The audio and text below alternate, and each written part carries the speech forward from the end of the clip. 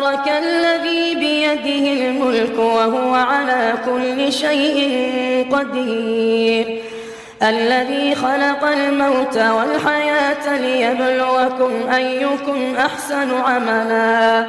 وهو العزيز الغفور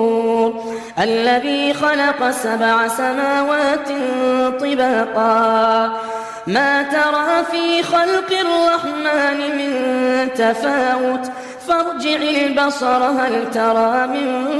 فطور ثم ارجع البصر كرتين ينقلب إليك البصر خاسئا وهو حسير